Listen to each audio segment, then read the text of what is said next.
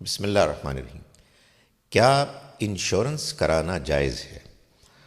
دیکھیے، انشورنس کے بارے میں ایک تو ہمارے ہاں عام طور پر جو مذہبی حلقوں میں اعتراض کیا گیا ہے وہ اس پہلو سے ہے کہ یہ قمار جوئے کی نوعیت کی ایک شکل ہے۔ حقیقت یہ ہے کہ اس دعوے، اس الزام کے جواب میں تو انشورنس کے کاروبار کو جو مسلمان محققین جائز سمجھتے ہیں انہوں نے ایک بڑا واضح جواب دے دیا ہے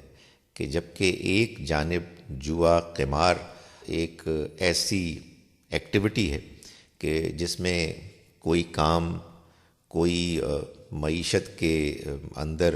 کنٹریبیوشن نہیں ہوتی، بلکہ ایک محض کھیل ہوتا ہے، گیم آف چانس، کہ جس میں انسان یا جیتتا ہے یا اپنے مال کو لٹا دیتا ہے۔ اس وجہ سے اللہ تعالیٰ نے اس کو ایک غیر ذمہ دارانہ رویہ ڈکلیئر کر کے اس کو ناجائز قرار دیا ہے۔ اس سے جھگڑے بھی ہوتے ہیں، اس سے ظاہر ہے کہ کوئی فائدہ نہیں ہوتا، جبکہ انشورنس تو ایک سیکیورٹی پرووائڈ کرتی ہے، اور جو کاروبار کرنے کے لیے بھی اور آپ زندگی گزارنے کے لیے بھی انسان کو مطلوب ہے، اس کے لیے ضروری ہے۔ لیکن حقیقت یہ ہے کہ انشورنس کے کاروبار کی جس طرح سے اب اس نے شکل اختیار کر لی ہے، دو نوعیتیں ہیں۔ ایک لائف انشورنس ہے، اور اسی طرح سے ایجوکیشن کی انشورنس ہوتی ہے، میرج کے معاملے میں ہوتی ہے، اور مستقبل میں جو اخراجات ہو سکتے ہیں ان کے معاملے میں بھی انشورنس کمپنیز انشورنس کا ایک معاہدہ کانٹریکٹ کرتے ہیں۔ اور دوسرے وہ انشورنس کے معاہدات ہیں کہ جن کا تعلق ایکسیڈنٹ سے ہے، فائر سے ہے، وغیرہ وغیرہ۔ جہاں تک لائف انشورنس کی نوعیت کے معاہدے کا تعلق ہے،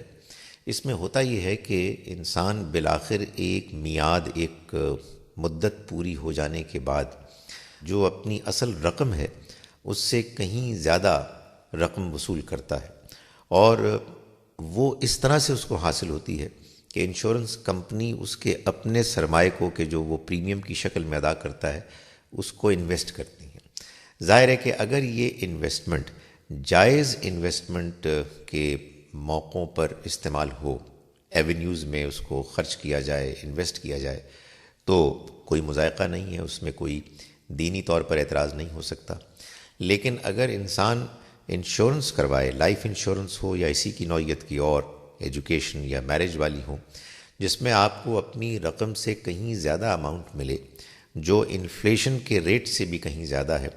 اور اس کو آپ کو دینے کے لیے انشورنس کمپنی نے کہیں سود، انٹرسٹ بیسڈ کسی انویسٹمنٹ ایونیو میں استعمال کیا ہے، تو یہ ظاہر ہے کہ ایک ناجائز چیز ہوگی۔ اس کے برعکس جب آپ انشورنس کرواتے ہیں کسی حادثے کی شکل میں اپنے آپ کو محفوظ کرنے کے لیے، تو اس میں اصل میں آپ انشورنس کمپنی سے ایک معاہدہ کرتے ہیں کہ جس میں وہ آپ کو فائنینشیل سیکیورٹی پرووائڈ کرتی ہے۔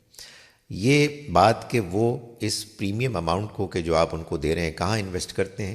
یہ آپ کی ذمہ داری نہیں ہے۔ ظاہر ہے کہ آئیڈیلی بہت اچھا ہے کہ انشورنس کمپنیز اس کو وہیں پر انویسٹ کریں کہ جو جائز انویسٹمنٹس کے مواقع ہیں، لیکن اگر وہ کہیں اور بھی انویسٹ کر کے آپ کے ساتھ کیے گئے معاہدے کو پورا کرتے ہیں، تو اس میں جو شخص اپنی انشورنس کروا رہا ہے وہ براہ راست اس کا ذمہ دار نہیں ہے۔ چنانچہ انشورنس کے کاروبار کی دو شکلیں ہیں۔ ایک وہ کہ جس میں کہ یہ دیکھنا ضروری ہے کہ آپ کا مال کہاں انویسٹ کیا جا رہا ہے، اور دوسری شکل وہ ہے کہ جس میں اگر آپ ایسا نہ بھی دیکھیں تو آپ کے اوپر ذمہ داری نہیں پڑتی ہے۔ انشورنس کی وہ شکل کہ جو اب بعض مسلمانوں نے تکافل کی صورت میں انٹروڈیوس کی ہے، یہ یقیناً زیادہ بہتر اور زیادہ اسلامی نقطہ نظر سے قابل اعتبار ہے۔ ظاہر ہے کہ اس میں یہ دیکھنا ہوگا خاص طور پر کہ جو انشورنس اپنی کروا رہے ہیں ان کو کہیں کوئی بے جا نقصان تو نہیں ہو رہا، لیکن بہرحال تکافل انشورنس کے کاروبار کے کرنے کا ایک یقیناً بہتر طریقہ ہے اسلامی نقطہ نگاہ سے۔